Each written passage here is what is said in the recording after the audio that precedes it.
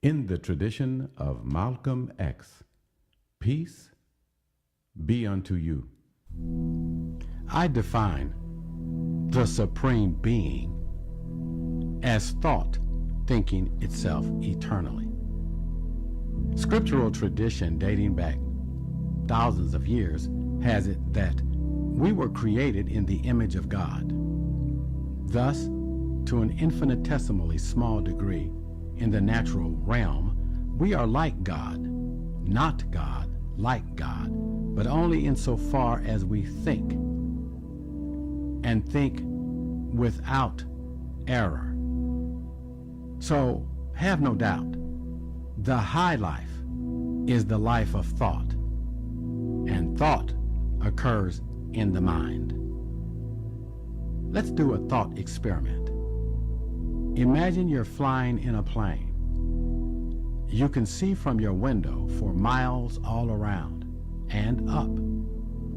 You can visually sense that you are moving. The passage of scenery is translated by you as proof of motion. Further, you can measure distance and the passage of time. Eventually, you arrive at your destination at the expected time of arrival. Now imagine that you are flying in the same plane. But in this situation, you look out your window and there is literally absolutely nothing to see. For that reason, you have no visual sensation of scenery nor motion. You have no idea of a passage of time. Yet you are on a plane. Inevitably, the question arises in your mind, am I moving? And what time is it? My point is that without scenery to sense, perceive, and understand, we cannot infer motion, nor a passage of time. You realize that your notion of space and time are relative to a three-dimensional spherical scenery background, which natural light reflects, not unlike the background scenery on a stage for actors to dramatize. You conclude that space and time are relative to your interpretation of a part of background scenery surrounding your body. Maybe a question would arise in your mind, where and when am I? You also realize that your thoughts in your mind are independent of background scenery because in the absence of background scenery and thus nothing to reflect light, you continue thinking. What does that mean? You then wonder whether your thoughts in your mind are also independent of the sensations of your body. That is, if you had no sensations and you had learned a language, would you continue to be thought in mind?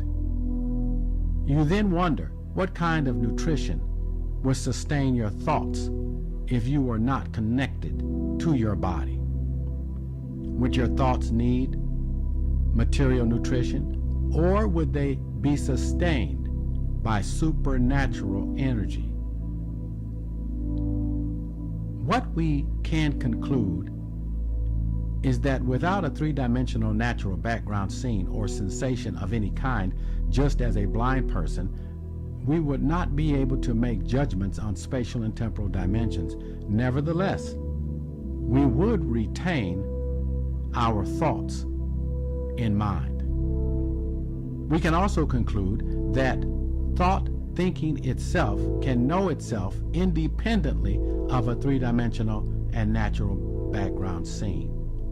You might wonder, given the absence of three-dimensional background scenery, whether thought itself would be able to create an alternative three-dimensional background scenery, like a hologram.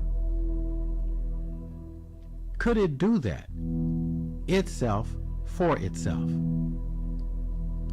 Would thought itself unfold its own time and space in itself, a whole nother universe? Would it be self-sustaining?